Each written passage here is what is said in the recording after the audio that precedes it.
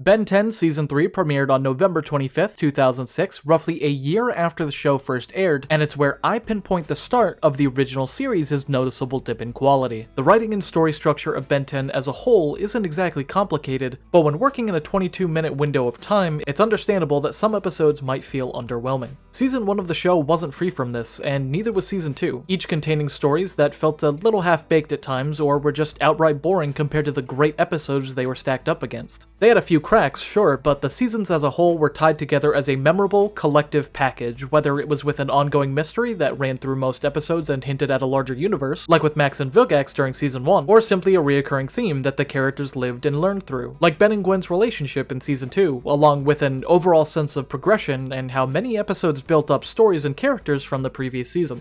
Season 3 is where the stakes of stories are lowered for a majority of episodes, and a lot of what I just mentioned as positives are sorely lacking here. The small handful of letdowns that we witnessed in the previous two seasons stand out far less than the ones in this season, and the cracks this time around aren't so easy to ignore. On top of that, this season will begin the long and arduous pattern of episodes containing blatant leaps in logic or character inconsistency. Season 3 isn't the first to do it, as showcased in Season 2's episode Ultimate Weapon, where Grandpa Max for some reason thought he was fighting in Vietnam, but it's definitely the season that makes those issues more apparent, especially because it comes directly after Season 2's finale, Back with a Vengeance, which was a strong milestone in Ben 10's story thus far and the culmination of the trio's adventures from Season 1 and Season 2. Now I do want to preface all of that by saying I don't think Season 3 is a terrible season. In fact, a few of its episodes and stories are arguably among the best and most memorable of the original series. One in particular is an episode I still regularly go back to simply because of how iconic it is. You know the one.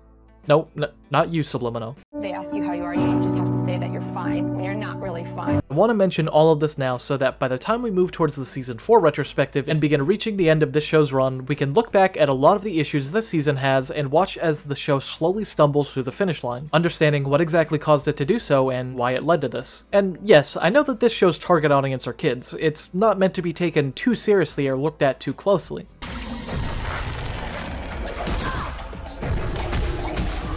I'll still be looking at it as objectively as I can regardless of that fact. Kids aren't stupid, so they shouldn't be treated as such with writing that doesn't make sense or, simply put, just isn't good. It's why you have action cartoons like Teen Titans that's target audience is also children, but with scenes like this. Way to go, Trocky! You do not call me that! But Valyor calls you Trock all the time. That does not make it right. I said it means nothing. When Valyor calls me Truck, he is saying that I am worthless. A nothing. There are those on other planets who feel Tamaranians are inferior. Truck is what they call us. So he's calling you a terrible name. And you know that if you punch him out, it'll just confirm all the bad stuff he thinks about you. Yes, you know what it feels like to be judged simply because of how you look? Of course I do. I'm part robot. Let's go find Robin. I've thought a lot about this particular retrospective and where I wanted to go moving forward, along with the style and format of the videos, and I've come to the conclusion that I don't want to sugarcoat the negatives that the franchise has. The franchise isn't perfect, and I'd be lying if I said it was, but the criticism I have for much of it comes from a place of love. Growing up with the franchise is one of the highlights of my childhood, and these stories and characters mean the world to me just as much as I'm sure they mean to you. With that said, when the franchise does a bad job of showcasing why I fell in love with all that in the first place, I won't hesitate to cover it. For now though, luckily the season starts off with an episode that everyone knows and loves, so strap in, grab your smoothie and chili fries, and enjoy. We start off Season 3 of Ben 10 with the episode Ben 10,000, which is quite an adventure since it introduces time travel to the show. Time travel will of course become extremely convoluted down the line, but for now, we can relish in the original series' simplicity when it comes to how seamlessly it fits in as just another well-fleshed out idea within the haul of great ideas that the original series has to offer. Also, it's officially time to celebrate a new milestone in the story as Ghostfreak's place in the intro has been swapped out for Cannonbolt, along with new scenes that highlight the previous season, all of which I thought was worth mentioning. The story starts out simple enough, with Ben and Gwen playing rock, paper, scissors to see who was deferred the responsibility of getting Grandpa Max a cake for his 60th birthday. Ben was supposed to do it initially, but, well, Ben is Ben. While they begin the epic battle of tree shavings and metal slices, before them opens a magical portal and Gwen is kidnapped by a mysterious hooded figure. Ben chases closely behind and attempts to save her, journeying through the portal and finding himself in a strange and unfamiliar place, 20 years in the future. The aesthetic for the future is very interesting. The buildings and structures have this futuristic, brutalist style of architecture, which is a design style that focuses on the base structure and form of the building over aesthetics and visual appeal. And why yes, you would be correct in assuming that I looked that up, because how the hell would I know that otherwise? The hooded figure turns out to be Gwen's future self, played by Tara Strong, and present Gwen realizes that in the future, she'll learn magic and become very successful academically, which, you know, that checks out. She had a lot more to offer than just being Lucky Girl or a sidekick to Ben, so it's no surprise that she comes this far. Her future design looks incredible, and I really don't think they could have done a better— oh my god!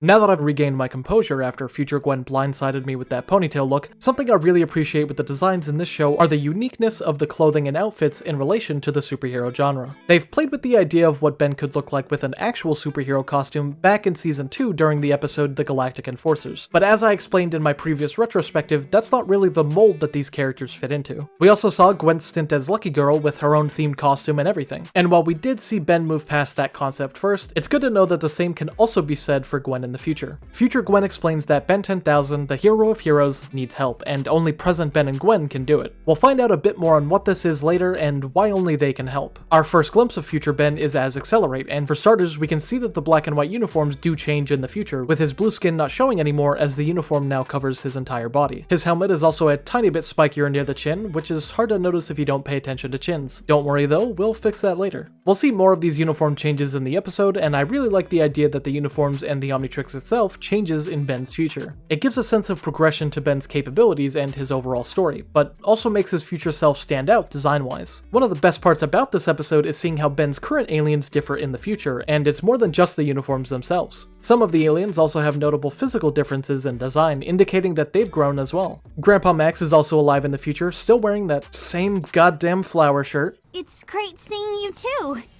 but the same shirt. Grandpa, it was 20 years out of style 20 years ago. Exactly, thank you, Gwen. He explains that he still sees Gwen a lot in the future, but he doesn't really see Ben anymore. This, combined with future Ben's behavior earlier, helps paint a picture of the kind of person that Ben becomes when he's older, which is basically the complete opposite of his 10-year-old counterpart. Future Ben even has his own headquarters, and it's there where we really start to learn a bit more about the kind of person he's become. He doesn't have time for fun, he doesn't have time for family, and overall he's just extremely focused on his work. Using the watch responsibly and for the good of the people who need it is one of the lessons that Ben continuously had to learn over the course of the first 2 seasons, and will still have to learn in the future. We saw it all the time as Ben used his transformations for random hijinks or pranks, but now we see a complete 180 in his behavior. In fact, he doesn't really turn back into Ben at all from what we've been told, as he's unlocked Master Control at this point and stays alien all the time, most likely only turning back to Ben for sleeping or eating. Other than those 2 things, it's hero time 24/7. Coinciding this behavior is him isolating himself from his own family, people who have been with him since the very start of the journey and who have supported him relentlessly, especially Grandpa Max, who served as his mentor and inspiration for much of his youth, if not his entire life.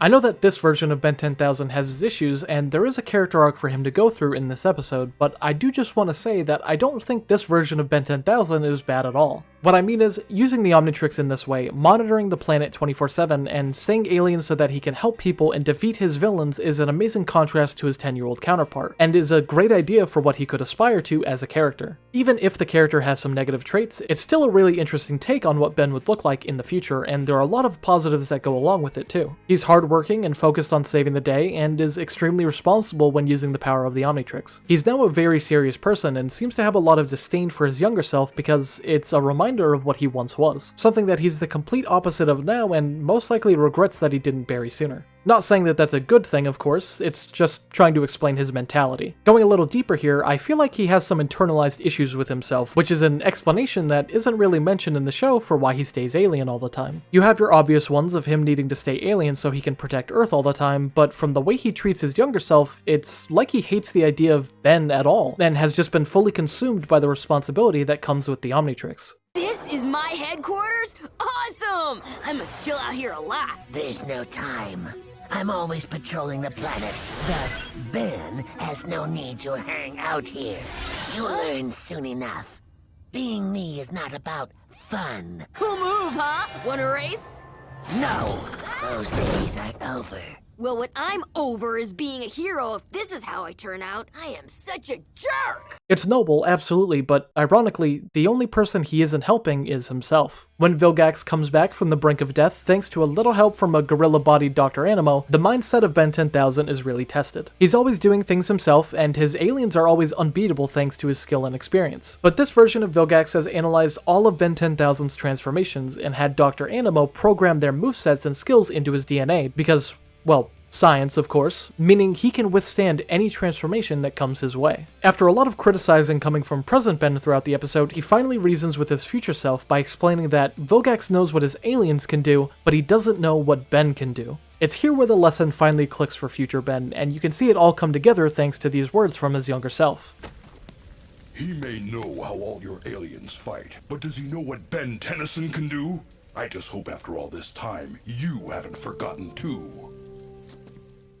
It isn't the Omnitrix or alien transformations that make him special, it's who Ben is deep down as a person. He's locked that part of him away for so long that it almost seemed like he had forgotten everything that made him human. But he didn't, it was just buried inside of him the whole time. And when that part of him was needed now more than ever, future Ben transforms back into his human self and finally starts enjoying his life again. Maybe it's time I did start fighting like you. I was getting ready to settle this the old-fashioned way. Follow my lead.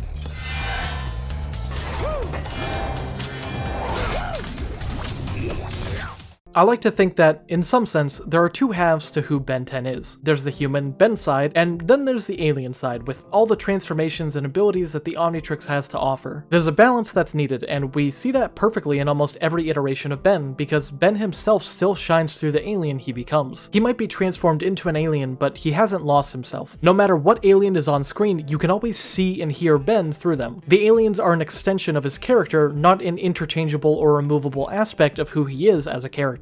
The issue with this iteration of Ben 10,000 is an offset in that balance I mentioned earlier. Ben's personality doesn't shine through his aliens anymore because Ben himself has repressed his personality so much for the sake of being a hero, and like I said earlier, that's noble. Self-destructive, but noble, and I wouldn't complain if this was his destined final characterization for Ben in the future. It makes perfect sense that he could turn out this way, and is just a very understandable progression of who he is now. However, what we do end up getting is just as good, and better represents the complete balance package that I talked about earlier, and really who Ben is fundamentally. Ben 10,000's design is fantastic, and a really simple but effective transition from 10-year-old Ben to 30-year-old Ben. The black and white of the shirt being swapped is simple, but it's one of my favorite aspects of the design, and I wish they kept it like that for his later appearance. Ben 10,000 is voiced by Fred Tatasciore, who we are well accustomed to at this point. As much as future Ben learned a lesson this episode, it's also present Ben who learns one as well. The main one being, it's okay to just be Ben, and it's a part of him that he should never shy away from or sacrifice. Being able to transform into aliens all the time sounds fun, or as he gets older, more efficient, but you can lose yourself in the process. Wait! You never told me the secrets of the watch! How I don't have to go Ben! Trust me, you're gonna want to go Ben. Thanks for making me realize that. We're introduced to a few new aliens in this episode as well, so it's of course time to talk about them. We're introduced to Arctiguana, voiced by Tom Kane, Spitter, voiced by D. Bradley Baker, and Buzzshock, voiced by Tara Strong. Arctiguana is definitely the coolest of the three, and has a bit more going on than just a brief appearance. But the other two are great as well, with Buzzshock himself being a species we've already seen all the way back in Season 1. This scene also introduced to us a great moment between Ben and his future self, asking what his name for Arctiguana is. Future Ben earlier in the episode says that they aren't pets and he doesn't name them, which I think shows a lot of genuine positive growth for the character. He sees his aliens as what they are, representations of actual living species out in the universe, as opposed to just transformations that are tools and are there to give him amazing abilities. Obviously, when Ben names his transformations, he's not trying to insult or disrespect the species itself, or think less of them. He's just trying to give them codenames and sees them as superhero alter egos, which is pretty much what they are. So while I don't think one side is better than the other in that regard, it's at least nice to see Ben progressing to that point where he does undoubtedly see them as something more. And I think those two things can coexist, it's just that future Ben was so stuck in his ways that he wasn't willing to embrace certain ideas that he had as a kid, thinking that giving them nicknames was childish and immature. Until now, where he does give in and tries to name him, although he's a bit rusty at this point, so present Ben names him Arctiguana. Hey, what do you call this guy? I don't know. Absolute zero. Boring. How about Arctic guana? Cool. We have one more episode with this iteration of Ben 10,000, so he'll get a proper send-off in the Season 4 retrospective where we see how his character develops from here onwards. I really do think that this episode's Ben 10,000, in terms of design and even character, is a lot more interesting and captivating than the one he'll become moving forward in his next appearance. But regardless, this was a great first impression and another iconic aspect of the franchise added to the Ben 10 mythos. The second episode of the season, Midnight Madness, takes the Tennysons to a mega mall, and Ben and Gwen just want to stay there all summer because the place is huge and it has everything they could ever need. We could just spend the whole summer here. This mall has everything. Hey, in the name of mall security, including their own police force. The Tennysons end up witnessing a robbery, and Ben chases them down, but the criminals turn out to be two senior citizens, and the whole ordeal really gives off the same vibe of Season 1's episode Permanent Retirement. In the aftermath of this fight, the rust bucket is damaged, and they're stuck at the mall waiting for parts to repair it. And while stuck at the mall, Ben is begrudgingly forced to participate in a hypnotist show as a volunteer. The hypnotist is named Subliminal, voiced by Richard Horvitz, and this villain is awful. Genuinely, this is by far one of the lamest villains that the show has given us so far. Even Clancy, who I can't believe I remembered his name, at least had actual powers. Weird bug powers, but still. In comparison, all Subliminal has is a little high-tech watch and wait a minute. I said in the Season 1 retrospective that Clancy isn't a very notable or powerful villain, but this could have been a great opportunity to bring him back for round 2, giving him an established presence in the original series that holds a bit more weight come the show's finale. But instead, we get another nothing villain who amounts to nothing, and he also shows up in the series finale.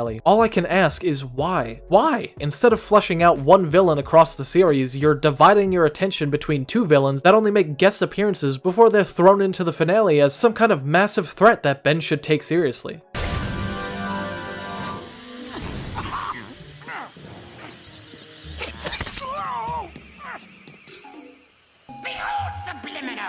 Boring. During Subliminal's show, Ben is, to Gwen's surprise, successfully hypnotized, and she records the whole thing for blackmail. Very smart. I do also want to mention that Richard Horvitz kills it in this episode, so it's nothing against him, it's just the character itself. At the very least, however, we do get a 2-for-1 performance by Horvitz, since we also get gray matter thrown in as well. Take me to your leader. Your will is my command. This right here carries the episode, by the way. I love this joke. As it turns out, the hypnosis isn't a one-time deal, and seriously, I really need to address this now. Season 1 had the SWAT team protecting a video game warehouse, and Season 3 has an army of helicopters protecting a mall. I wanted this season to be consistent with the previous ones, but I really didn't mean it like that. This show has a really weird obsession with inserting GTA 1 and mechanics into the most insignificant crimes or out-of-place locations. Is this what they thought kids think security is like? Because, well, it worked. I definitely bought this as a kid. Ben's aliens get into trouble a few more times before Gwen and Grandpa Max realize what's happening, and soon the entire mall is under Subliminal's control. Luckily, or conveniently, when the Omnitrix transforms Ben back into his human self, he is snapped out of the hypnosis and can get back to doing his own thing, easily defeating Subliminal, stealing his watch that he uses to hypnotize his victims, and turning everyone back to normal. An aspect of the plot that doesn't make a lot of sense is that they explained in the episode that the sound of the Omnitrix timing out is what snaps Ben out of his trance. But, going by that logic, shouldn't the sound of the Omnitrix transforming, or the transformation process in general, also snap Ben out of the hypnosis? Sure, but if it did, we wouldn't really have an episode now, would we? Moving on to another gripe, Ben also avoids being hypnotized in the final fight by hiding behind a wall. But we know for a fact that the effect of Subliminal's watch passes through walls as shown throughout the entire episode. It's a really weird exception that, again, without it, would cause Ben to be stuck hypnotized and allowing Subliminal to win the day, and obviously that can't happen, but I feel like they could have reworked the story in a variety of ways so that these kind of plot holes or slip-ups aren't nearly as noticeable. I also think that the story itself could have just been rewritten to have a little bit more weight within the established world that's been built up for 3 seasons now. Just spitballing here, but what if this episode saw the return of SAC, the special alien containment team that we saw from Season 2's episode Framed? I'd rather see them than beefed up mall security, because at least then we can understand why they have so much firepower. And once Ben is first hypnotized and seen committing crimes as his aliens, maybe that draws the attention of SACT.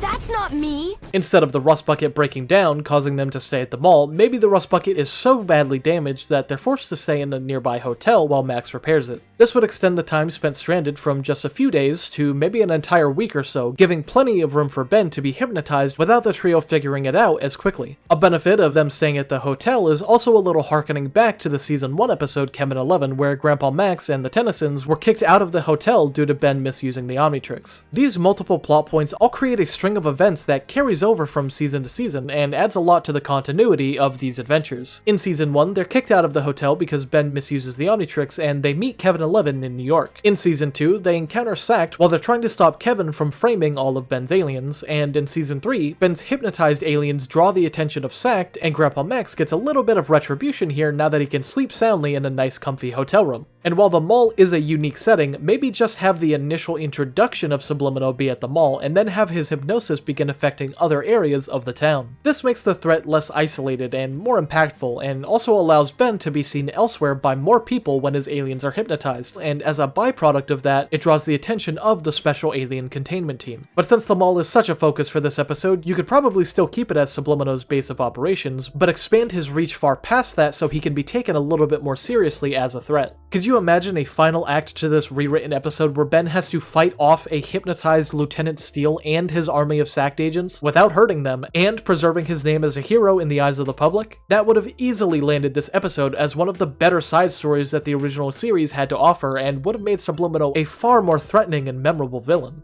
The various aspects of this episode just leave a lot to be desired, but there are a few enjoyable qualities. For instance, I really like how Gwen's pretty much the main instigator in this episode as opposed to how Ben is usually. She basically kickstarts the entire plot by forcing Ben to volunteer for Subliminal's show, then antagonizes him further with the blackmail that she only got because she set Ben up in the first place. She then gets to mess with him even further when trying to keep him awake throughout the episode, putting ice cubes down his shirt or throwing him out of his bed, and it'd be a little hard to forgive Ben if he didn't deserve it, but well, we all know he does. We do see Subliminal again in the -10 two-parter during season 4, and for all of the reasons I've laid out in his introductory episode, his presence there is extremely underwhelming. However, we do have a lot of ground to cover until that point. I'd like to preface episode 3 by saying that I'm a little biased towards it. I'm from Massachusetts and lived there for most of my life, so when I saw this episode as a kid, I went nuts thinking that it could have happened right next door to me. An awesome feeling that the original series provided thanks to its road trip premise. I remember this episode extremely well, and I have a lot of fond memories for it, especially because it was getting closer to Christmas time, and we had all of our decorations up in the living room where I was watching it. Charmcaster as a character was always really fun to watch as well, and a great contrast to all the sci-fi elements that the show provided. The episode focuses on the common body swap plot, and while I like how it's handled for most of the episode, I do have a gripe with it that we'll get into soon. We start out in Salem, Massachusetts with Ben, Gwen, and Grandpa Max dressed as pilgrims while they tour the town. Charmcaster goes on a crime spree, and Ben... Wait, did Stinkfly keep the hat on? That is incredible. Charmcaster intends to switch bodies with Ben so she can get the Omnitrix for herself, but unfortunately, Gwen accidentally takes his place during the summoning of the spell, and she and Charmcaster switch bodies instead. Before Gwen can try and explain, Charmcaster knocks her out and she's taken away by police and placed in prison. In case it wasn't obvious and I needed to remind you, Ben isn't the brightest sometimes, but when you see Charmcaster and Gwen get in these weird spell bubbles, followed by Charmcaster acting out of character and Gwen acting out of character, on top of Gwen also not knowing anything about the Omnitrix anymore and asking a ton of questions relating to it, there's only one obvious conclusion you can come to. Gwen hit her head really hard, lost her memory, and Charmcaster feels really bad about it for once.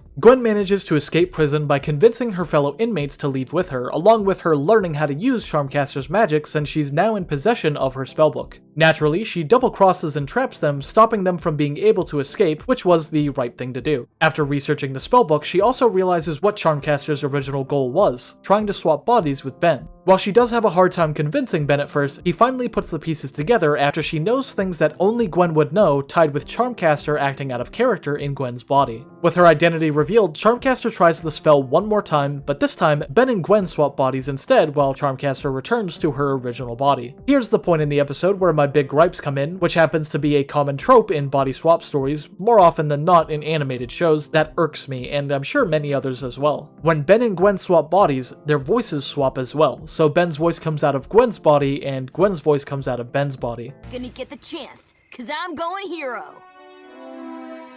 You're not wearing the Omnitrix, doofus. I am! They're swapping minds and bodies, not vocal cords, and for 80% of the episode thus far, Charmcaster and Gwen properly had each other's voices while their bodies were swapped, so there's really no excuse. In fact, that just makes it even worse knowing that they had it right in the first place, but they still chose to do it wrong in the end. To play devil's advocate, yes, that's most likely just there not to confuse kids, and to help emphasize them not being in their normal bodies. But if kids can comprehend Gwen and Charmcaster switching for most of the episode just fine, I really don't see how they wouldn't be able to comprehend Ben and Gwen switching. Besides, it would have been really funny to hear Tara Strong channel Gwen through Ben's voice, and for Megan Smith to do the same. It's a huge missed opportunity wrapped in an unfortunate trope, and I really wish that they went all the way through it like they did for the rest of the episode. In the episode, it's also established that Charmcaster needs ingredients to quote-unquote cook the spell, and that when she does, the spell then emerges from the pot and she's then able to cast it. My question is, how did she cast it the first time then? Did she cook the spell off-screen before the beginning of the episode, and if she did, is she just able to carry it around without it, I don't know, fading away or expiring over time? If it does expire, how did she know to prepare it ahead of time when she accidentally stumbled across Ben? And if it's permanent, why not make several copies of the spell and keep them in your bag? Why go into a fight with Ben with only one of the spells on hand, the spell of which your entire plan hinges on? And if she didn't need to cook it initially in a hypothetical sense, and instead she was able to just cast it from her spellbook, then is this just the standard process in which spells are made? I mention this because when Gwen is taken away in Charmcaster's body, she has the spellbook. So it'd be understandable that without the book as a source of power, Charmcaster in Gwen's body would need to create it from scratch. Except when Charmcaster returns to her normal body and has the book back near the end of the episode, she says that she only has enough ingredients to make one more spell. Every single spell that we've seen from the book is able to be cast with no issues and no preparation. But this episode specifically introduces a limitation to this very specific spell, which, by the way, we never see again. So in the end, what does all of this really mean regarding magic within the Ben 10 universe? Well, I don't know. I'm not a wizard. The end of this episode also marks the moment where Gwen gains access to her iconic spellbook, something that we'll be seeing an enormous amount of as the franchise progresses. It's a great addition to the character, letting Gwen finally be able to hold her own during fights and paving the road for the powerful sorceress she'll soon become.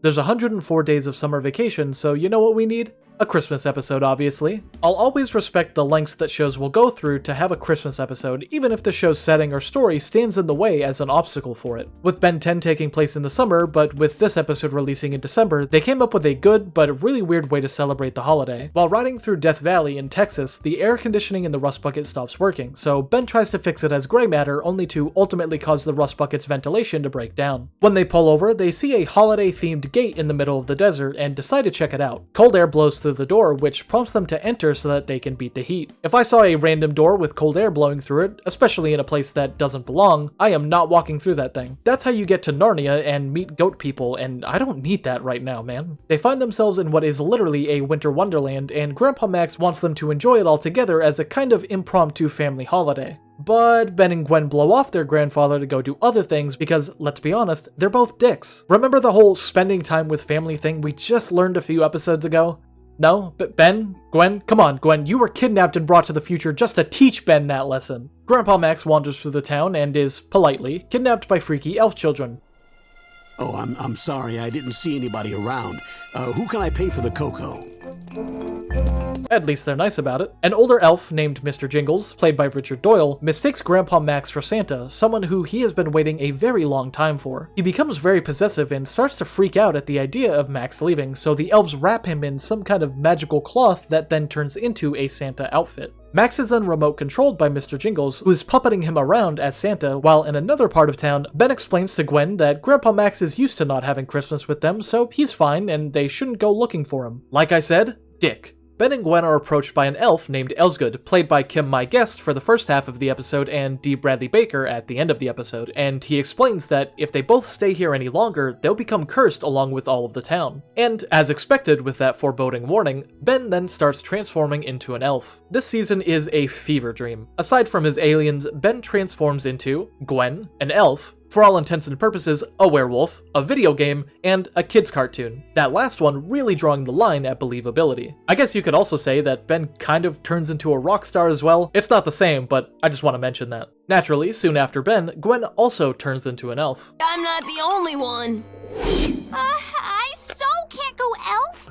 When Pointy ears will never be in fashion. Gwen, you don't know it, but you just pissed off a lot of people with that absurd statement. One of the smaller gripes I have with this episode is the fact that the aliens also aren't affected by the curse. They're completely immune to a magical curse that should affect them, whereas they were affected by a biological illness that Ben had during Season 1's episode Side Effects. This already lowers the gimmick's quality by comparison, and I ranked Side Effects second to last in Season 1, so you can probably guess where this one ends up. Elsgood reveals that all the elves were actually real people who have all been turned into elves by the curse, and that he still thinks it's 1932. There's some kind of memory loss at play, or at least a lack of a sense of time for the people who are cursed. But later on, we actually know that this is just a result of weird magical time dilation. I say that as if they give some kind of concrete explanation for it, but they don't. He explains that the cause of all of this is a device called the Jingulator, which is a source of everything happening in the town and is controlled by Mr. Jingles. At this point, Mr. Jingles' army, the entire town, is out looking for the group, and they're eventually captured and forced to work in Mr. Jingles' toy factory. However, Ben is able to use gray matter to escape, and eventually dismantle the Jingulator, which is a nice parallel to him breaking down the RV at the beginning of the episode. But in a weird last-minute plot twist, Mr. Jingles says that the curse can only be broken if the perfect gifts are delivered, otherwise Santa will be upset. Did Santa cause the curse? Is Santa real? Sure, the word of a crazy elf man is definitely something we should go off of. Using Stingfly, Ben is able to travel to children all around the world and deliver their presents for Christmas. In the summer. Thankfully, we do get a line that addresses that though, but what I'm more concerned about is the fact that Stingfly went around the entire world in just one night. We saw him struggle to carry Grandpa Max and Gwen during Season 2's episode Ultimate Weapon, but he's able to carry not only the weight of Gwen and Max in this moment, but also the weight of the sled itself and the entire bag of presents. We already saw Accelerate this episode, and I know Stingfly is just used to have a reindeer motif, but I think Accelerate would have been a lot better here for actually accomplishing the goal in a realistic way, because he could definitely travel around the world in that time and just have a smaller backpack filled with presents for each trip. Once the gifts are all delivered, the town reverts back to normal, and all of the elves are freed from the curse, turning back into normal humans. Elsgood turns back into his normal age, and it seems that time is retroactively unfrozen, because Elsgood now has grandchildren that just spawned out of thin air, as if the curse never even occurred and he was never trapped in the first place. As for Mr. Jingles, his real name is Thomas Jingles, and he is honored in a statue at the center of the town, although whether he was trapped in the town or founded it in the first place is never specifically explained, nor is his connection to the Jingulator or Santa or anything like that. As I mentioned earlier, total fever dream. If this was a part of the previous seasons, it would make a bit more sense as an experimental kind of episode, specifically Season 1, but here, amidst what most of the season has to offer, I can't help but feel like this feels really out of place. Pretty much everything in this show thus far can be explained or has been explained as being an established or fleshed out aspect of the world, or even if something new pops up, it still fits together with those aspects of the established universe. We're along for the ride of it, and it pretty much always made sense, but this episode specifically does not make sense, if not for the bare-bone fact that it was a shoehorned-in Christmas special episode, then for the fact of its convoluted use of magic and unexplained elements that result in the episode just feeling completely out of place. I specifically also want to emphasize the episodes that have showcased magic, because with everything relating to Hex and Charmcaster, their magic at least has a believable background that's established to the audience. The kind of magic in this episode is just weirdly off-putting, doesn't make any sense, doesn't try to make any sense, and just ends up leaving this episode as exactly what it is, a Christmas special. At least the Grim Adventures of Billy and Mandy had a Christmas special that lined up with the established tone and lore of the universe. Santa Claus becomes a vampire that threatens Christmas because they explain Mrs. Claus was actually appointed as head vampire hundreds of years before they even met, eventually getting tired of her husband's treatment of her and biting him in revenge, and how the hell does that sound more plausible than the stuff that happened in a show that is rooted in grounded sci-fi storytelling? The fact that it's left open-ended makes it even worse, because is Santa real? Was Mr. Jingles crazy, or did he actually cause all of this in the first place? How does the retroactive time thing even work? I need answers and an aspirin.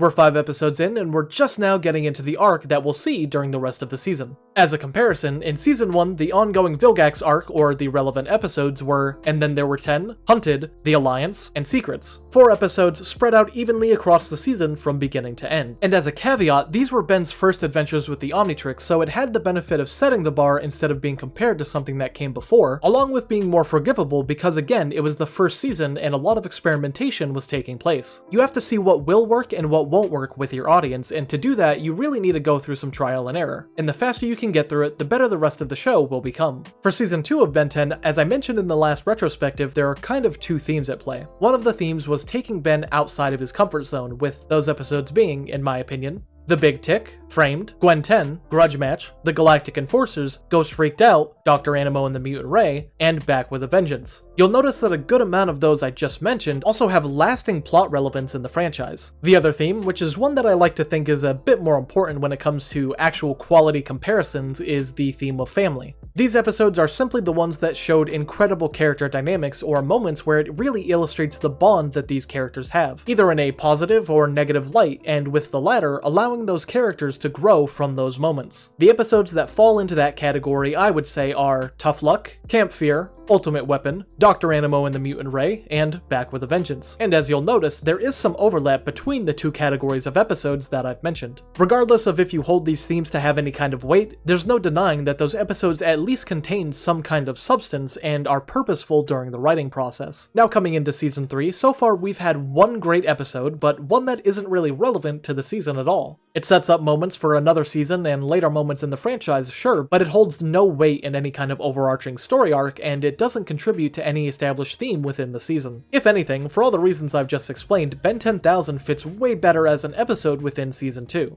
In the episode Benwolf, we get the 13th alien added to Ben's roster, Benwolf, played by Tara Strong. In Arizona, Max reunites with an old plumber friend named Wes Green, played by Miguel Najera, and through their reunion, we get to learn a bit more about the kind of things that the plumbers fought against, like a Yeti for example. I like moments like this because it detaches the plumbers from being a strictly sci-fi based group of people and really diversifies their responsibilities, going as far as to say they fought against creatures from folklore like a Sasquatch. I was there, man. You saw it happen, man. I saw the whole thing, man. It was a normal day, and out of nowhere, Sasquatch just walks right into town, man. 8 feet tall, wearing a hat. Through this reunion, we're also introduced to Wes's granddaughter, Kai, played by Bettina Bush. Ben immediately develops a crush on her, and with Max and Wes getting along great coupled with Ben and Kai's innocent flirting, it really starts to establish the idea that, hey, these characters might actually stick around for once, with Ben getting a new love interest going forward, with new character dynamics and all sorts of new interesting scenarios, and I am so excited for the possibilities that this episode could amount to in the future. Sometimes foreshadowing is relatively obvious. Their town is attacked by what Wes initially believes is a Yenaldushi, a kind of Navajo werewolf, or more accurately, a Navajo skinwalker, and the group then begins to try and hunt it down. In their first real encounter with the creature, some foreshadowing takes place that'll come up again throughout the episode and later in the season, where we get to see it scavenging for parts from a wrecked satellite, which amounts to one of the first plot points established in the overarching story. In the ensuing fight between Wildvine and the Yenaldushi, Ben is bitten on the arm, which gives credence to the idea that he's been infected and is slowly turning into a Yenaldushi throughout the episode. However, what really happens is that the creature scratched the Omnitrix, which activated a newly revealed DNA scanning feature because, surprise, it's not a Yenaldushi, but it's actually an alien werewolf, a Loboan from the moon Luna Lobo, which also happens to be located in the same system as Ghostfreak's species. Ben starts transforming, and if I had a nickel for every back-to-back episode of Ben 10 where Ben grows large pointy ears, I'd have 2 nickels. Which isn't a lot, but it's weird that it happened twice, right? Before they realize it's not a Yenaldushi, they try and restore Ben to his human form by hunting down the werewolf before midnight and placing a silver pendant on its heart. And with more and more reports coming in of it destroying tracking stations and satellites nearby, Wes comes to the conclusion that it's upset at technology for invading its sacred land. The Omnitrix disappears from Ben's wrist, and reality starts to set in for the group as the silver pendant doesn't work, with Ben's transformation finally completing, giving us Ben's 13th transformation and revealing to the group that it was actually an alien werewolf the entire time. By the end of the episode, the werewolf is thought to be defeated, but they never did find out why it was scavenging satellite parts in the first place. But we'll find out soon enough. We end off the episode with this. Maybe I'll see you again. You seem like a nice guy, but you're just not my type. I thought you really liked me. Well, that was before you turned back into, well, You. What's wrong with me? Nothing. And the alien stuff's cool. Just not as cool as when you were a Yenal douchey. I figured I could train you, tame you, you know. Which speaks for itself. But then we get a great moment of Gwen sticking up for Ben. Train him? Tame him? He's a person, not a pet. You can't talk to my cousin like that. Thanks. Only I can talk to my cousin like that. You just blew it big time. Oh well, whatever. The thing about a crush is, sometimes you get crushed. Don't worry, there's lots of other girls out there. Regarding Gwen's speech just then, until Omniverse, this is true. For as much as Omniverse wanted to go back and respect the original series, which I do give it high praise for, they completely missed the entire point of Kai as a character. And it's things like that where if you look at the franchise as a collective whole, it gives me a love-hate relationship with Ben Wolf as an episode retroactively. With Kai's insertion into Omniverse and the ensuing forced relationship, Gwen's words to and defense of Ben at the end of the episode have no meaning. Kai's negative traits and weird obsession with Ben Wolf is played for laughs later on, whereas here, Ben is understandably heartbroken, and the point of Kai being an insignificant childhood crush that allows Ben to grow and move on is null and void entirely, with all of the weight pulled out from under it. For positives within the episode, I thought that the introduction of DNA scanning and learning even more of what the Omnitrix could do was amazing. It opened the door for so many possibilities, and Ben even mentioned scanning Vilgax, which is a missed opportunity not only for the original series, but for the original continuity as a whole. Luckily, the Ben 10 reboot actually gave a great showcase of what something like that would look like within the story, and knowing that they chose to do things in the reboot that they originally wanted to do for the classic series, I feel like this was a plot point that they had considered at the time but never had time to pursue. And just in case you always wondered what a transformation of Vilgax's species could look like in the original series, well, wonder no more, because for my comic continuation of the original series, Omnitrix Awakened, Ben does eventually gain that very transformation. As much as I like Ben Wolf's final design, I really like the in-between stages of his transformation just a bit more. More specifically, the one where he's pretty much fully changed physically, but he has his t-shirt on instead of the final uniform. There's just something I prefer more about this design, but what we did end up getting as the final design isn't bad at all. Within the episode, I also love how the Ben Wolf transformation is delayed, allowing suspension to build with the idea that Ben was actually turning into a Yenal douchey. But on the other hand, the delayed transformation is a convenient glitch in the Omnitrix that just so happens to specifically make that plot point believable, never happening again, which seems to be a common occurrence this season. I know it probably just appears as nitpicking, but this plot itself is one that I enjoyed a lot, so I don't want to come across as too negative. I'm sure that the main thought process involved was that the werewolf damaged the Omnitrix during their fight when he scratched it, and that's what caused the Omnitrix to malfunction in the first place. The setting for this episode is also something I really enjoyed, and even though we've had plenty of episodes located in deserts, this one is easily the best one in my opinion, probably because we get to see it during nighttime under a full moon, and the shots of the sky just look incredible. This episode, of course, introduced Kai, which, in a bubble, she does serve her purpose well here and is a great lesson for Ben to not change who he is just to please someone else, and also understanding that sometimes crushes are just that and won't end up amounting to anything. On the other hand, this specific character has done irreparable damage to the Ben 10 community and the late stage of the franchise at the cost of long-standing characterizations and relationships. And yes, I am aware that the pop-up trivia mentions that Ben and Kai are together in the future, but pop-up trivia is just that. Trivia that doesn't make it into the show or shown on screen and was just an afterthought leading up to Alien Force's premiere, and more often than not was either ignored completely or contradicted and retconned throughout the franchise later on anyway.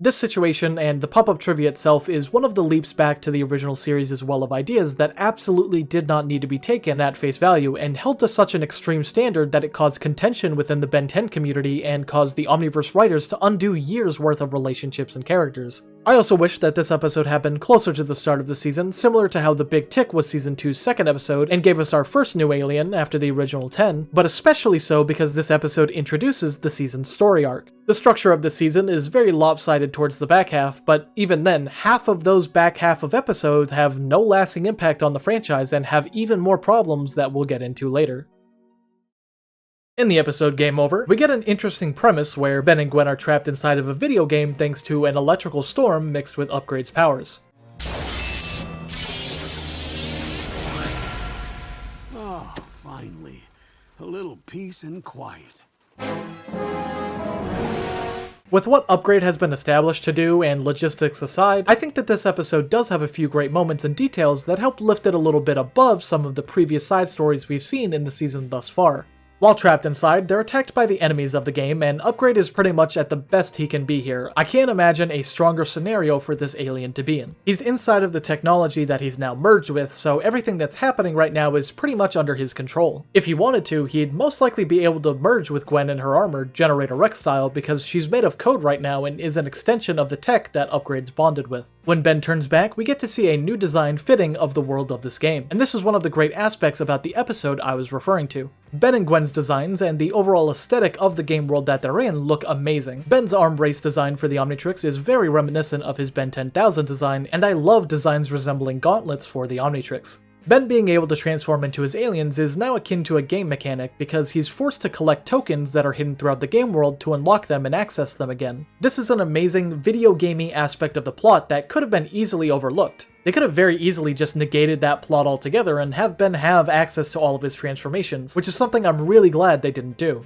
As much as they now exist within this game world, almost like it's become real life for them, it's still treated like a game world with video game mechanics and concepts that they are forced to adhere to. This also reminds me of, and is very reminiscent of, Protector of Earth, where you had to re-unlock Ben's aliens over the course of the game. As they progress through the levels, Ben finds and collects the Forearms token, even meeting his fictional hero, Ishiyama, voiced by Keon Young, the protagonist of the Sumo Slammers franchise. But let's not skip over Ben getting the Forearms token because that design is incredible. If the black and white uniforms for Ben didn't exist and weren't a staple for his aliens, an armored look for forearms similar to this is definitely one I would prefer. Ben learns the hard way to never meet your heroes after Ishiyama mistakes him for his rival and villain of the game, Kenko, who has the powers of shapeshifting. Ben attempts to prove that he's not Kenko after a battle with even more waves of enemies and a brief fight with Ishiyama, but after trying to prove himself, Ishiyama disregards him entirely. Instead, he favors Gwen, calling her a great warrior. It's just dawning on me now, but this season is dogpiling hard on Ben. The group's interactions with each other throughout the episode are great, and the use of humor is a great aspect of this episode.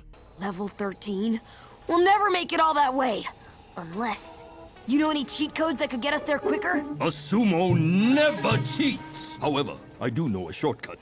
As they make their way to the final level, Kenko, voiced by Clancy Brown, appears and wants to claim the upgrade token for himself so he can leave the game world and wreak havoc on the real one. I'm not too sure if the reverse of this whole situation is true, where if Ben and Gwen can go into the game using upgrade, Kenko could leave the game using upgrade. It's implied that if Kenko does get the token, he'd be able to utilize upgrade as a transformation, even without the Omnitrix. So that begs the question, could Gwen have grabbed one of the tokens this entire time? This would have been a great moment to see both Ben and Gwen aliens on screen at the same time, something we wouldn't really see until Omniverse.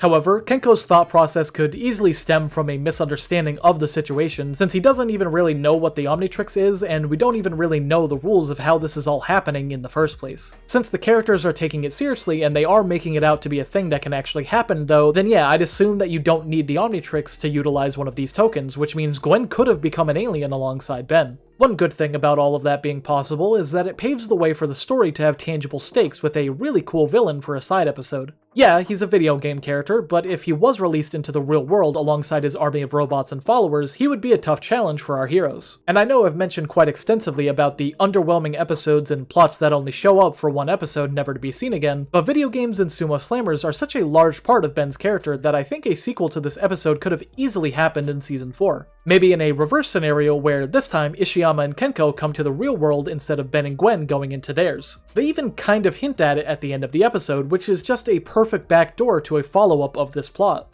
We do get another video game design for one of Ben's aliens. It's not the best, and I'm not super in love with it, but Cannonbolt's body type makes it hard to do much else anyway. Grandpa Max eventually starts playing the game to help his grandkids, and his player's design is really great. It's very similar to Ishiyama's design, but it still very much does fit Grandpa Max. In the final level, Ben finds the upgrade token and continues to try and impress Ishiyama by defeating Kenko, but Ishiyama instead now turns his praise towards Grandpa Max. Swap out Ishiyama for the Omnitrix and you pretty much get the same dynamic from Gwen 10, which is just... oh, poor Ben. We end off with Grandpa Max developing a crippling video game addiction, which... same here, dude.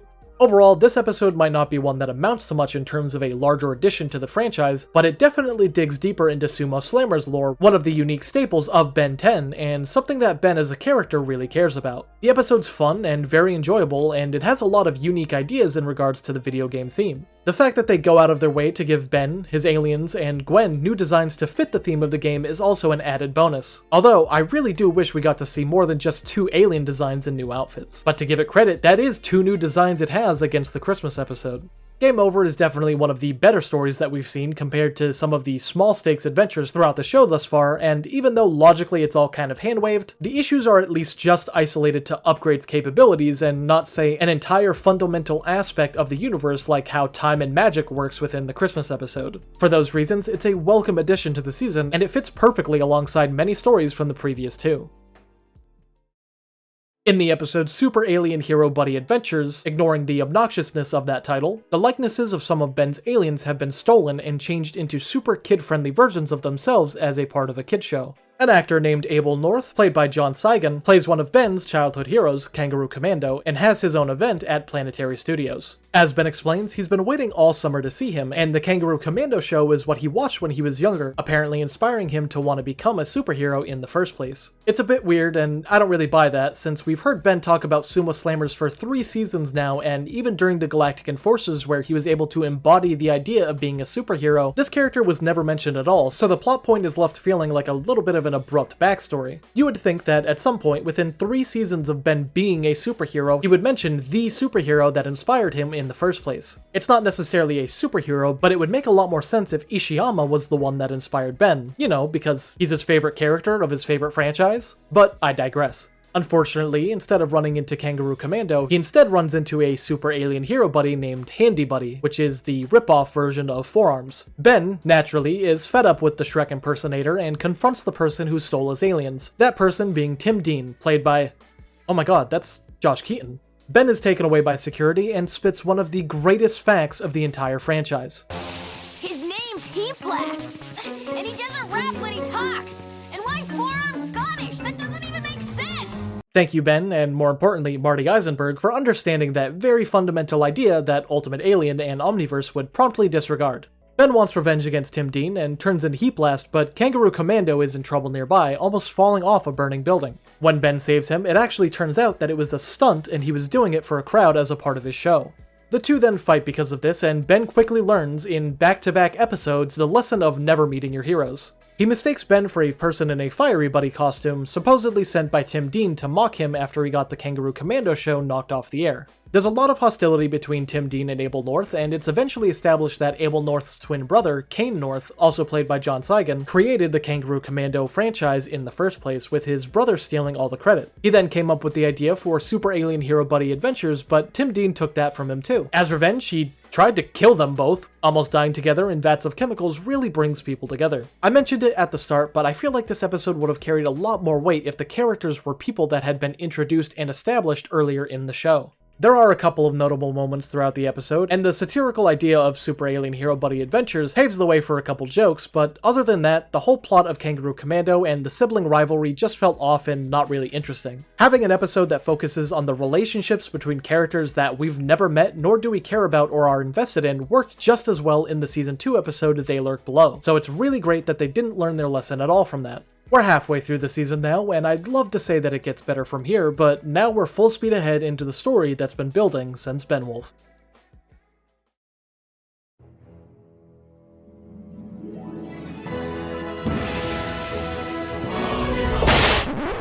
No, we don't actually see him in this episode, so sorry Ben Mummy, no Smash Bros for you. Aside from Under Wraps sounding like a generic brand of baby diapers, it's a good episode that utilizes horror themes that pop up every now and then within the original series. The episode continues to build on the plot set up in Beowulf, and once again, it's a good episode, or at the very least, it's an important episode that is ultimately shifted to the back half of the season, contributing to the season's overall lopsidedness. 3 kids are going cow tipping, which everyone of course remembers from the hit game Cars. One of the boys, Todd Maplewood, played by Rob Pinkston, is first up for the task of cow tipping. However, the other boys are scared off when it gets angry, and Todd stands his ground. He thinks that he's successfully scared the cow off, but in actuality, the cow saw the mummy, the villain of the episode. After getting tired of Ben and Gwen's laziness, Grandpa Max brings them to a farm that's hosting a kind of summer farming work camp. Are these a thing? These are probably a thing. As it turns out, it's the Maplewood farm, so Ben and Gwen meet Todd, who then tells them about the mummy. Ben and Gwen investigate the mummy, but they find strange mutated farm animals instead, and the designs for these corrupted mutations are incredible. They're very simple in aesthetic, just black and purple, but the purple outlines give a really nice and really creepy glow. These mutations aren't just isolated to animals though, because soon we'll see that it also can affect humans.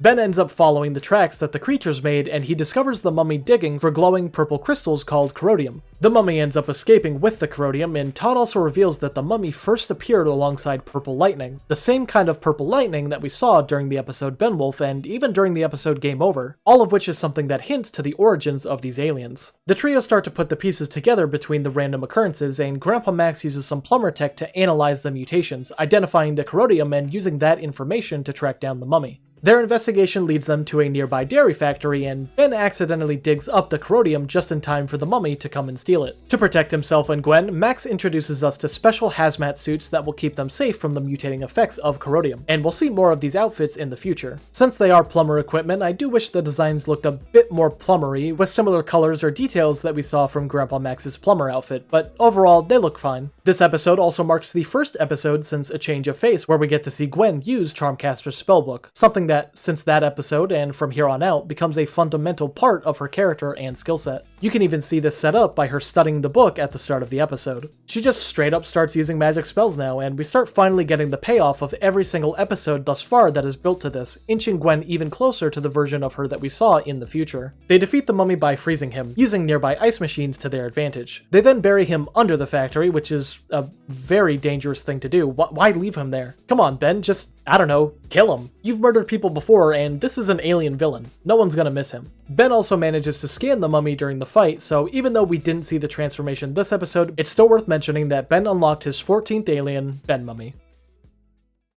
The Unnaturals gives us this season's episode surrounding the Forever Knights, and while the Forever Knights made a great first appearance during Season 1, I feel like with every subsequent appearance, they've only gotten worse and worse. Their plans just continuously get wackier and wackier, and with every defeat of Enoch in a pretty embarrassing way, his threat as a villain is on a steady decline. We start out the episode with Ben finding out his hometown Little League team is heading for the World Series Finals, and he's jealous because, well, he loves baseball, but also because he was meant to be on that team in the first place. So, the trio head out to watch the game. Now, if I had to choose between spending summer vacation with the Omnitrix or spending summer vacation with a baseball glove, I'd be thankful that I'm not eating dirt. We get another instance of beefed up security this episode, but this time it actually makes sense, as the President of the United States will be attending. Coming back from the pilot episode, Ben runs into his childhood bullies JT and Cash, played by D. Bradley Baker and Adam Wiley respectively. The opposing baseball team, the Squires, are very efficient at playing the game. They're almost machine-like in nature. Max then says this: "If the Cannons don't win this game, the series is over." And yeah, Max, it's the finals. No matter who wins this game, the series is gonna be over.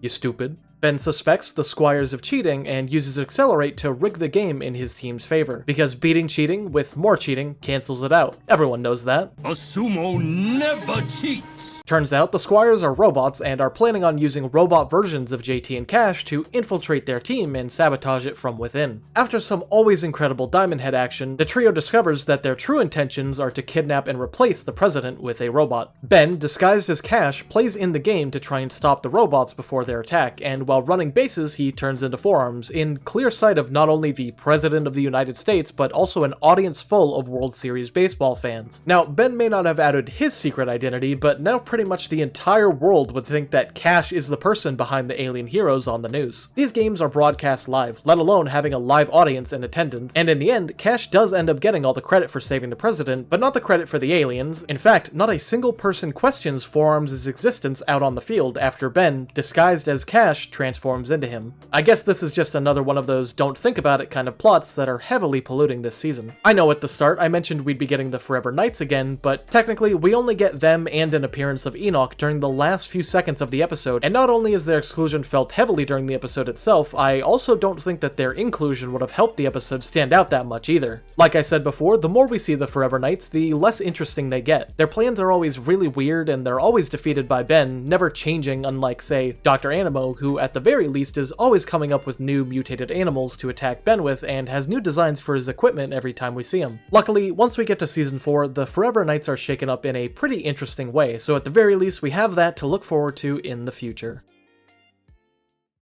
The episode Monster Weather is another unfortunate letdown this season, but at the very least we do get Hippie Max. That single-handedly shoots this episode far above Ben 10,000. During a music festival in Chicago, a local weatherman named Vance Vetteroy, played by Mark Thompson, has developed a machine that can accurately predict and secretly control the weather, which he names Sam, who also has a voice and is played by Jim Ward. It's really weird to me that this guy develops this amazing feat of technology but is stuck as a random weather reporter. He even says near the end of the episode that all he has left to rely on are his good looks, but no, dude, you're pretty much a genius if you were capable of building something like this. So why does your profession have to be a reporter? That's a very odd fixation. After being struck by lightning, Sam malfunctions and his personality changes, naturally now hellbent on creating weather monsters and wreaking havoc. And yeah, that's the typical rogue robot plot, and it's not offensively cliche, but there is a seriously missed opportunity here to have the weather and lightning be purple again as shown throughout this half of the season. We saw it again in Game Over when Ben and Gwen are trapped inside the video game, so just because the lightning is related to the Halloween aliens in that whole story doesn't mean it has to be exclusive within those episodes. Sam uses clouds and rain to transform himself into a giant water monster, and while we almost got a chance for Ripjaws this season, it's taken away as quickly as it came.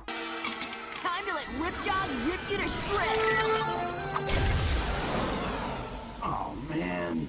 As for character moments, Ben and Grandpa Max do end up getting into an argument over staying for the music festival or going to a Sumo Slammers convention, and with the way Ben's acting here, it's honestly a bit too selfish compared to how he normally acts, and especially once he learned the lesson that Ben 10,000 tried to teach him. It's almost reminiscent of the way he was acting during Season 1 in Kevin 11, but it's played a bit more for laughs here. It's just another complete 180 in terms of character direction, and is yet another example of Ben not learning his lessons week to week. At the end of the episode, we do get a pretty sweet scene of forearms destroying Sam with guitars, and I will happily say that the final act of this episode is amazing. It's definitely a standout moment for what would otherwise be a really, really boring episode. This is also one of the few instances, although there have been a small handful of them, where the Omnitrix times out, but the danger is still present, so Ben is actually forced to finish the fight and continues the battle himself instead of using an alien. Writing themselves purposefully into a situation where Ben can't use his aliens to finish the conflict and is forced to be himself is always a decision that will get high praise from me, because it shows just how capable Ben is on his own, and it also gives a lot of weight to the fact that the Omnitrix could easily time out at any moment. Luck isn't always on Ben's side, and it makes the show a bit more realistic and suspenseful for including these kinds of moments. I could go on and gush further about the finale, but I'll let the scene speak for itself.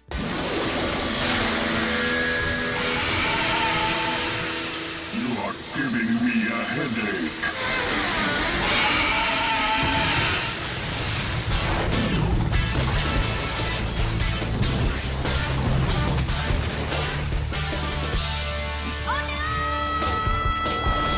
There's a lot of spectacle in this scene, and it has some really visually appealing action, with some beautiful animation to boot. But the fact that the road to get to this point is filled with an out-of-character Ben being as infuriating as possible, and a pretty mundane plot leading up to it, it's hard to say that this episode as a whole is very memorable. Seriously, how did a finale this awesome and well executed get stuck with the other 80% of the episode? It's as if Tom Pugsley and Greg Klein heard me bashing the episode and then went, alright, well, screw you, then going on to make a final act that I couldn't help but enjoy. The difference in substance between this episode and other episodes is pretty clear, but the finale definitely gives it an edge over some of the other letdowns that we've seen throughout the season. In the 11th episode, The Return, we're reintroduced to the werewolf alien from the episode Benwolf as he digs up the mummy from the Under Wraps episode where he was buried under a dairy factory. Aside from the purple lightning connecting those episodes, this episode here now establishes a concrete link between the two, with both of them suddenly being teleported away by an energy blast accompanied by that very same purple lightning. It's good to finally see some substantial continuity within the season and a progression of their stories, something similar to what we saw with Kevin during the previous season. With that said, get ready because there is a lot to go over here with this two-parter. On the news, reports of purple lightning interrupting a space shuttle launch at the Kennedy Space Center tip off the Tennysons, who quickly make their way there to investigate. As it turns out, Grandpa Max is able to get them inside of the facility due to his history with the program. We find out that Grandpa Max was actually intended to be the very first person on the moon instead of Neil Armstrong, and there are even pictures of a young Max in his early NASA days hanging along the walls of the facility. These are really interesting details, and it gives us even more background to Grandpa Max's experience overall, as it's not a huge leap from astronaut to plumber, so it makes complete sense that this is what his life was like before being introduced to aliens.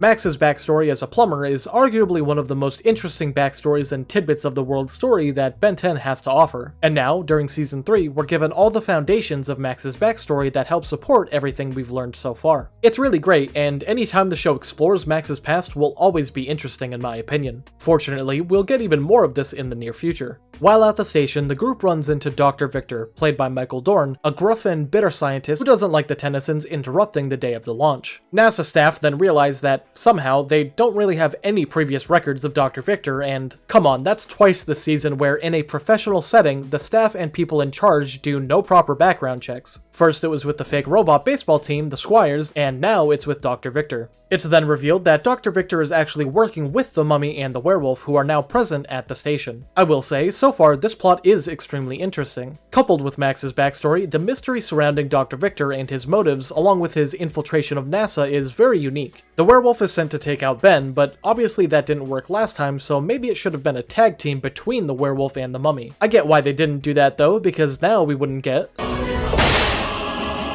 Ben's 14th alien, Ben Mummy, but for real this time. He's able to put up a good fight, and the werewolf escapes while Max and Gwen show up to help Ben. They eventually wander through what Grandpa Max describes as the graveyard, a place where old and damaged ship parts are laid to rest after their missions were completed or failed. There's even one that has Max's initials on it, just showing how prevalent he was as an astronaut during this time. There's a really funny reoccurring bit this episode surrounding Ben's transformations, more so than in most other episodes, where when it appears, it's typically reserved for a one-time accident. The entire episode, Ben has just been trying to turn into forearms, but he keeps getting other aliens. He first tried to use forearms, but turned into Stinkfly. He then tried to use forearms again, but turned into Ben Mummy. He then tries again during this scene, but gets Cannonball instead, and Ben immediately starts to complain about it. I think the bit works best here because it's not really happening just to create tension or drama within their respective scenes, but it's happening solely to annoy the hell out of Ben, which makes it even funnier. The werewolf and the mummy arrive once again to ambush the Tennysons, but this time, Dr. Victor appears alongside them, revealing his allegiance while also sharing his true form. He sheds his human disguise and transforms into his real self, that of an alien Transillian.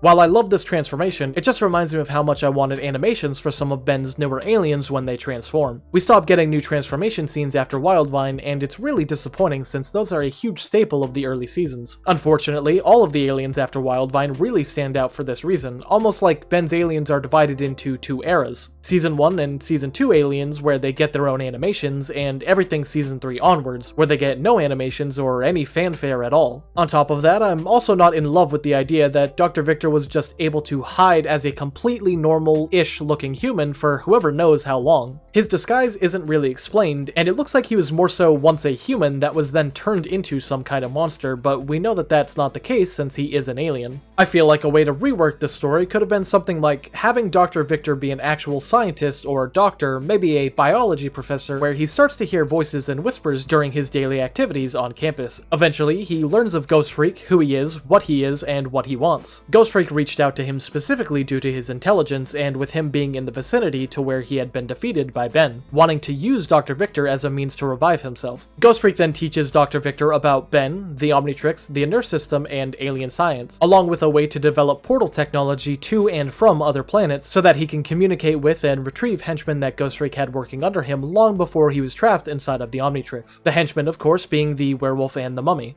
This kind of dynamic is something very reminiscent to me of Bill Cipher's relationship and backstory in Gravity Falls with the character Ford, which is a very interesting dynamic that we could have seen on display here, or at least something similar. This could have also been the time where, with the combined power of Victor, the werewolf, and the mummy, we get a glimpse of them stealing the clock tower from the university, relocating it to a better area to work in, which of course would be the Space Center. They continue their plot of Dr. Victor infiltrating the Space Center, now actually being a human instead of wearing a human disguise. Then, nearing the completion of Ghostfreak's resurrection, and after being so impressed with the revelation of aliens, their powers, and the advanced sciences of the Inert system, Dr. Victor becomes obsessed with becoming powerful like his new allies. So, using Inert technology, he basically reconstructs and re-engineers his own body, mutating and twisting his DNA, eventually turning him into what his transalien form normally looks like. A lot of this could have been shown in and explained during the episode with a simple flashback, and it would have been a really interesting story that ties back even further to the Ghostfreaked Out episode. Although, if I had to place it somewhere, the detailed story and flashback would probably be placed at the start of the next episode, where a resurrected Ghostfreak would explain to Ben how he actually survived, taunting him for not being able to defeat him. A caveat to this rewritten backstory would be, yes, because of this explanation and idea, Dr. Victor isn't an alien, and the Transilians don't exist, but instead, this would have given us another case of an Earth villain having their bodies altered and mutated through alien science in some way, like we saw with Kevin, Rojo, and who would now be included in that group, Dr. Victor. What we ended up getting wasn't terrible, but there's a lot of different avenues for stronger stories in my opinion, and what we did get in regards to Victor's human disguise is a little hand-wavy. We also have no idea how Ghostfreak met Dr. Victor, how he contacted him, or how he even knew he was dead in the first place, so my rewritten story would kind of solve all of that in one swoop. Let me know what you guys think of that idea in the comments. I know I've spitballed a few rewrites here and there for some episodes, but I'm genuinely curious to see what you guys think, or if you have any other ideas as well. The three villains eventually retreat to this laboratory-like base inside of an abandoned ship, where Ben tracks them down and sees Dr. Victor activating a large portal to a desert, the same desert that we saw in the episode Ben Wolf, now with the werewolf getting ready to activate the satellites and machines that he had scavenged during that time. Meanwhile, Gwen and Max infiltrated the space shuttle that's being prepped to launch, and since the mummy is no doubt lurking nearby, they wear the same hazmat suits that we saw in the episode Under Wraps. Ben is unfortunately too late to stop Dr. Victor, who begins to activate the end phase of his plan. He launches the shuttle with Grandpa Max and Gwen inside, and the two are sent into space while Dr. Victor reveals the true twist of the entire story. Above them, we see a broken off chunk of a clock tower, the same clock tower that we saw in the episode Ghostfreaked Out, where Ben was able to supposedly defeat Ghostfreak once and for all. Thanks to a bunch of different machines and Dr. Victor's electrical powers, he's able to revive Ghostfreak, who is revealed to be the master behind the entire plot, with the werewolf, mummy, and Dr. Victor all serving under him. With Gwen and Grandpa Max trapped on the shuttle with the mummy and barreling towards an orbiting space station, along with Ben being trapped on Earth with the now revived Ghostfreak and Dr. Victor, this episode ends on an exciting and very well-deserved cliffhanger, setting us up for part 2 of the story, which hopefully is just as good.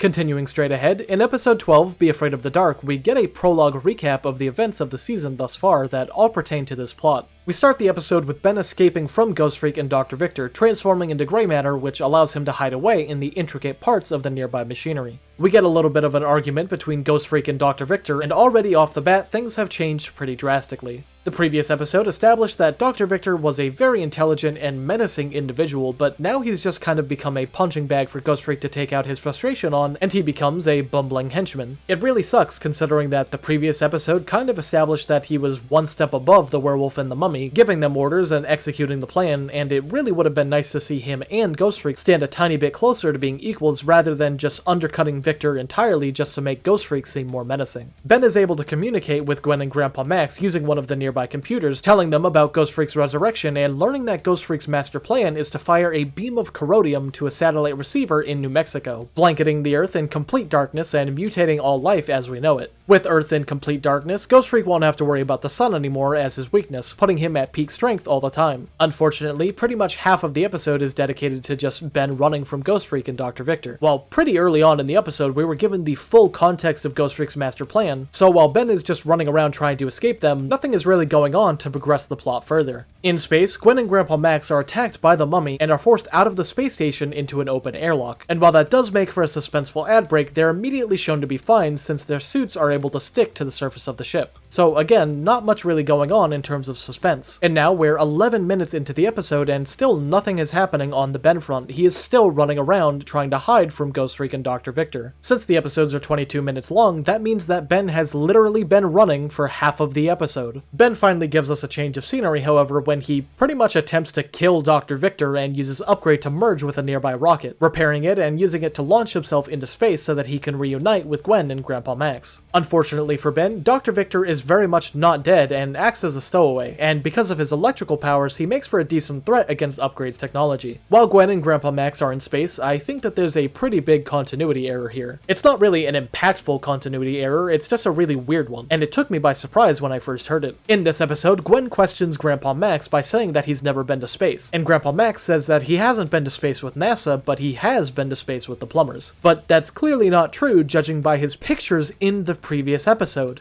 There he is, right there on a space station in space. They explained in the last episode that he was the best astronaut in the program, that he's served on a crew before and was very well known. These pictures are clearly him. They even very clearly point one of them out as being Max. You can see Earth in the background of the photo. He is currently in space. So I never did wind up going into space with NASA.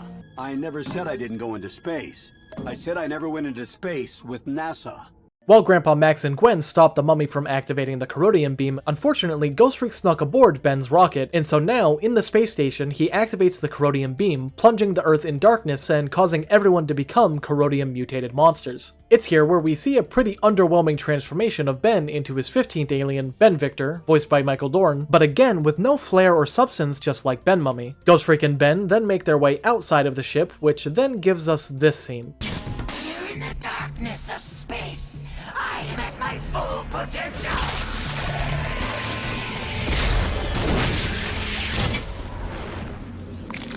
And this is one of the dumbest things I have seen in the series thus far. Why is space, of all things, something that gives Ghostfreak increased power? Is it because of the lack of sunlight within the darkness of space? Because the light from stars still exist out in space, they just aren't bouncing and reflecting off anything, which gives the impression of a vast darkness. Presumably, Earth is currently blocking access to sunlight. So yeah, let's then assume that he is in complete darkness right now because the Earth is blocking the sun, and the light from the stars within the universe aren't strong enough to affect him. For all intents and purposes, he is in complete darkness right now.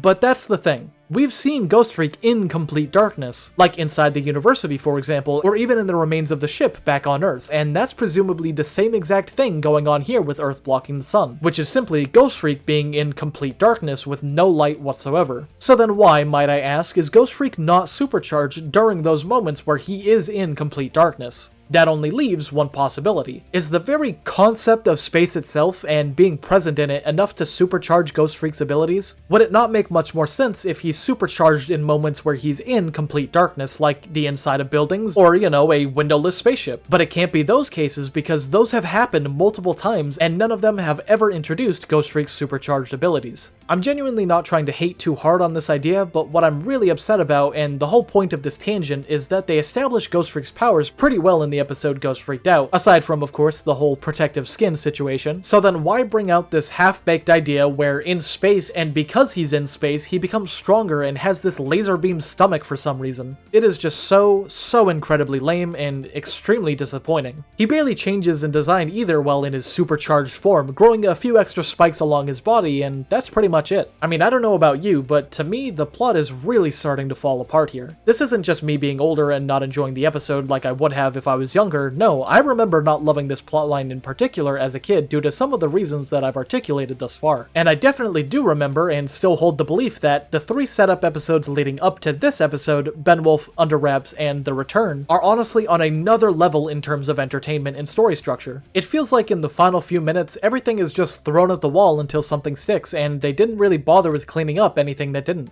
The Tennysons are able to stop the machine, and conveniently, in the final minutes of the episode, Dr. Victor returns and uses his teleporting machine, which has now been strapped to his back for some time, to open a portal that wraps up his and the mummy's plot altogether as they're both sucked into it and removed from the story entirely as Ghostfreak retreats. With all of the chaos unfolding, the space station starts to break apart, with Ben heading inside to save Gwen. The Omnitrix times out, however, and Gwen, using her quick thinking, places the hazmat suit device over both of them, and honestly, this is the moment I remember most from the episode and the part that I like the most. It's just really funny seeing these two floating in space, stuck inside a stretched out hazmat suit and bickering back and forth. Definitely my favorite part of the episode, it's just really goofy. Grandpa Max retrieves them using a ship that was attached to the space station and flying it like a pro. Just like old times, Max. They really thought that Ghostfreak would just give up completely, but instead he stows away on their ship and ambushes Ben, dragging him into the depths of the ship in order to finally merge with him, which was his original goal in Season 2. Gwen, very stupidly and very out of character, starts talking about breakfast for some reason.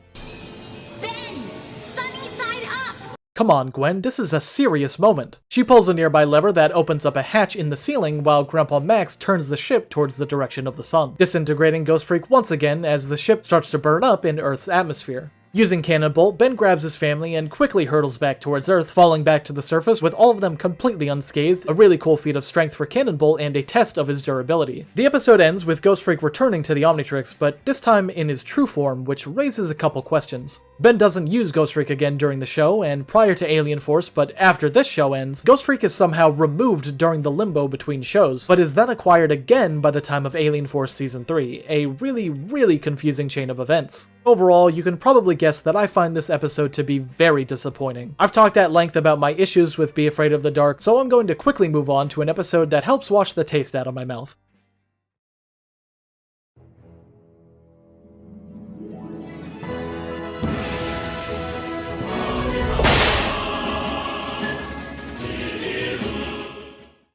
In the final episode of Season 3, The Visitor, an alien named Xylene, voiced by Great Elise, wakes up from being frozen in stasis after her ship crash-landed on Earth some time ago. As soon as she awakens, she immediately embarks on finding the Omnitrix. Meanwhile, the Tennysons are relaxing at a local park, and Ben and Gwen both note that Grandpa Max is seeming particularly depressed that day, which is honestly really sad to see. Grandpa Max is one of the best characters of the franchise, so when he's sad, we're sad. He starts spacing out when he sees multiple elderly couples together at the park, and it's upsetting to see that he's feeling so alone. Gwen explains that this is the city where Grandpa Max and their grandmother first met, St. Louis, Missouri. And while that's a neat fact at this point in time, when we get around to Ultimate Alien, I'm almost certain that this has been retconned entirely. I've scanned the episode front to back to try and find any indication that the Ultimate Alien episode Moonstruck takes place in St. Louis, and it really just doesn't. Nothing in that episode indicates that it's St. Louis, and aside from the very obvious fact that the setting in the episode looks nothing like St. Louis and is some weird countryside desert. Alien Force does get the shag carpeting reference from the episode Monster Weather, but Ultimate Alien forgets the important detail of where Max and his wife first met. Because of this retcon, it retroactively makes Grandpa Max seem like he's just getting sad at a random city. Xylene tracks down the Omnitrix and immediately finds Ben wearing it, so she begins interrogating him on where he got it from. Grandpa Max, now in full plumber gear for some reason, defends Ben from Xylene before the two finally recognize each other. Meanwhile, back at the crash site, one of Vilgax's drones was also buried underneath the ice along with Xylene, and he too is then freed and begins assimilating the nearby scraps of the ship. Grandpa Max explains to Ben and Gwen that he met Xylene way back during his early years as a plumber, and the two are just flirting non-stop. Xylene then also explains that she's the one who sent the Omnitrix to Earth in the first place, revealing that as far back as the pilot episode in Season 1, she was the reason for the Omnitrix landing on Earth, and she was piloting the ship that Vilgax was targeting during that opening battle. This explanation is an incredible throwback to the very first episode and expands on the mysteries of the early show in a great way, giving us more context to what was happening during the fight with Vilgax and who had the Omnitrix in the first place. She placed the Omnitrix in a containment pod and sent it to Earth, while she herself crashed in the Arctic and then went into hibernation. Xylene is also the reason why Vilgax's body was so badly damaged, and is the direct cause of him needing cybernetic enhancements in the first place, becoming the menacing powerhouse we know him as. Grandpa Max tries to tell her that Ben took care of Vilgax so they won't have to worry about him anymore, but Xylene can't resist the Max Tennyson charm and thinks he's just being modest about his own accomplishments. We get yet another glimpse of a younger Max during his plumber years, and Xylene mentions that there's a quote-unquote new DNA weapon somewhere out in space, a really interesting hint at the limited knowledge people had about the Omnitrix at the time and what it even was. Rumors are swirling that there's some new DNA weapon out there. Sure you won't change your mind and come with me? Tempting. But until I bring Vilgax down, I have a job to do here. But we'll always have Roswell. Xylene even offered Max a chance to go with her, which would have most likely ended up with Max getting the Omnitrix. It's a little hard to tell, but we also get a small cameo of Max's partner Phil once again in the background. So in terms of continuing and fleshing out the overall core plot of Ben 10 and the Plumbers, I think this episode does a great job of tying together information and events that we've seen from both Season 1 and Season 2. It's episodes like this that really help flesh out the world and expand on what was shown previously in very interesting ways, and that is always a much appreciated addition to the ever-expanding lore. Xylene offers Max another chance to come with her to space, but of course, his family is the thing keeping him on Earth, and he would never leave that. Vilgax's drone eventually tracks down the Omnitrix and confronts the group, and this is a very interesting sequence that I wanted to talk about briefly. Ben primes the Omnitrix for a transformation, runs up a rock, and leaps off of it, jumping straight into multiple rockets that the drone had fired into him. He never touches the Omnitrix or presses it down, but on impact with the rockets, he transforms into forearms, which basically saves his life. It looked really cool, but is also just really weird and outside the realm of how the Omnitrix functions. Even still, a 10-year-old jumping into a barrage of rockets confidently and completely unfazed afterwards is pretty badass. After temporarily defeating the robot, Xylene explains that the Omnitrix wasn't meant for Ben, but it was instead meant for Grandpa Max, meaning that Ben becoming a hero was technically a complete fluke. Learning that the Omnitrix attached itself to him by mistake, and that it was really meant for Grandpa Max really hits Ben hard at first. Ben moves past that thought pretty quickly, however, because the real thing he's concerned about is the idea that Grandpa Max could leave with Xylene to space. It's honestly a really selfless and mature thing to be upset about. Instead of lamenting over the fact that the Omnitrix wasn't meant for him and wondering about his place in the universe, he just cares about his grandfather and never wants him to leave. This also gets to Gwen as well, as the reality that Grandpa Max could leave them also sets in for her. Vilgax's drone then comes back for its final attempt, still not being fully defeated by the group, and this time around kidnapping Grandpa Max and assimilating the tech inside of his plumber suit to use it as a weapon, which is a really cool concept. In order to finally destroy the droid, Xylene unlocks a new alien for Ben, giving us his 16th alien, Upchuck, played by Dave Wittenberg.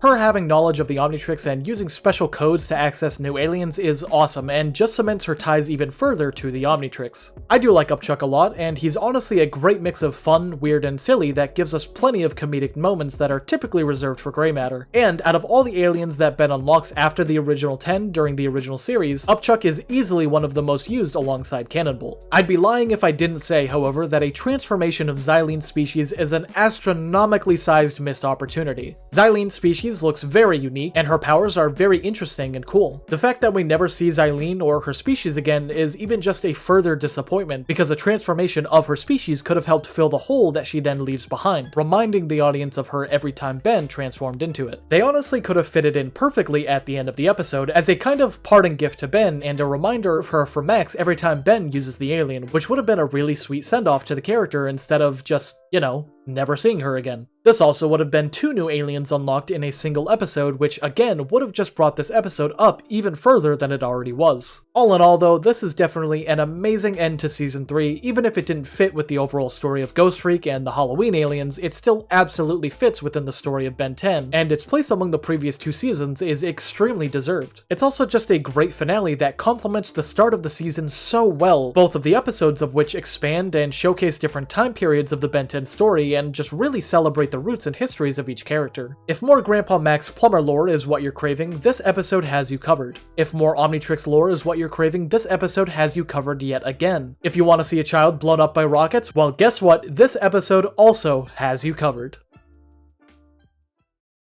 Season 3 of Ben 10 as a whole just feels like a lot of missed opportunities sandwiched between a limited selection of good and great episodes. On their own, some of the episodes of the season are among the best that the original series had to offer, with unique plots, wonderful character moments and dynamics, interesting lore revelations, and great villains. On the other hand, the season is mostly filled with episodes that fail to reach the same heights of even some of the bad episodes of the previous seasons. And even if some of the bad episodes have great moments within their respective stories, they're still simply overshadowed by the rest of that episode's negatives, whether it be a convoluted plot or really annoying characterizations that honestly shouldn't still be present not 1, not 2, but now 3 seasons deep into the show. The season is also at the mercy of a few other factors, like coming off the heels of Back with a Vengeance, and not having a cohesive and consistently connected story arc evenly spaced throughout, which results in the season feeling very back-heavy, with an elaborate Ghostfreak plot that kind of comes in a bit too late, and with a very underwhelming conclusion stacked on top. There is some setup for the overarching story, absolutely, but it is very surface level at best, and to say it has any kind of substantial or meaningful foreshadowing would be very inaccurate in my opinion. We also get several one-off villains or plots that amount to absolutely nothing in the future, and as I've tried to help visualize for you throughout this video with certain episodes, there are some plots that could have heavily benefited from a second draft or a complete rewrite, which would have made them a lot more engaging and impactful rather than being forgotten and abandoned within the depths of the franchise. I'd say that one of the best things this season has going for it is its animation, something we've seen slowly progress in quality since that very first episode, and something that I'm going to sorely miss in the future once the original series' animation style is finally put to rest by the time of Alien Force. The fight scenes are incredible, new aliens are introduced with unique powers and great on-screen presence with very interesting designs to match, and overall, it's a very great looking season in terms of visuals. While we're on the topic of visuals, Season 3 is of course where Thomas Perkins stepped in as art supervisor, replacing Dave Johnson, who left the show at the end of Season 2 after being treated poorly by the network. An example of this disrespect, although according to Dave Johnson there were many examples, was when toys for the show were being created and sold. Toys that Dave Johnson designed and that were based on his aliens from the show. When Dave asked if he could be given a set of these toys, a completely understandable and easily acceptable request, he was told that if he really wanted one, he'd have to walk to the store and buy one himself. Dave Johnson explains this in an old tweet, and while I omitted a few descriptive words from his statement, you can probably tell that the network affiliate who spoke to him this way was extremely unprofessional and extremely rude to one of the defining contributors to their most successful franchise. This is absolutely absurd behavior, and I hope that Dave Johnson understands that even if the network didn't respect him, Ben 10 fans across the board do wholeheartedly. It's a shame to have lost such an integral part of what made Ben 10 what it is today, with Dave Johnson designing the original 10 aliens and many aspects of the franchise that would define it going forward. All of which is just another unfortunate blemish on Ben 10 at this point in Season 3, regardless of the fact that Thomas Perkins is an amazing addition, and character designs going forward are in very safe hands. For understanding a few future plot elements and references, Season 3 of Ben 10 is obviously a must-watch, but for really only half of the season, and that's me being generous. Some episodes in previous seasons obviously weren't great, but the season as a whole was good enough as a collective piece of entertainment that experiencing it all was something I had no issue with watching and no issue recommending. For Season 3, however, the must-watch episodes in my opinion, either for entertainment reasons, plot relevance, or rarely both, are Ben 10,000, Ben Wolf, Under Wraps, The Return, and The Visitor. 5 out of 13 episodes is not a great track record, meaning over half of the season isn't worth watching. I'm not including Be Afraid of the Dark, because going forward in the original series, it changes nothing within the story, and you can pretty much get any info you'd need from a 2 or 3 sentence summary at most. This season has very obvious Vilgax and Kevin 11 shaped holes cut out of it, and that wouldn't be an issue if the villains and stories that were introduced were able to hold the same weight as those two titans did. You don't need them both in the story for the episodes or the season itself to be good, just make new villains that can live up to them. Unfortunately though, that just wasn't the case, and the writing quality this season definitely took a turn for the worse. For all of these points, and for every single hot take you've heard throughout this video, I give Season 3 of Ben 10 a disappointing 5 out of 10. I've also ranked the episodes here in order of best to worst in my opinion for those interested. Now I turn the discussion back to you all. Leave a comment down below if you enjoyed Season 3 or found it disappointing like I did, and what your favorite episode of the season was. Also let me know if you disagree with any of these rankings or opinions on the episodes in general, or if you agree with me. Opinions are opinions, and as is tradition, there are no wrong answers. And with that, we're at the end of the video. Thanks to each of the Patreon supporters currently shown on screen, and if you want to help out the channel further, you can support me over on Patreon, where I post videos a day in advance, along with tons of sneak peeks of future content, Discord benefits, or artwork relating to my Omnitrix Awakened comic. You of course can always join our community on Discord to talk about this video or read Omnitrix Awakened. I'll be releasing new pages soon, and if you're at all interested in a continuation of the original series, you definitely don't want to miss it. Thanks for watching, and I will see you next time for my Season 4 retrospective.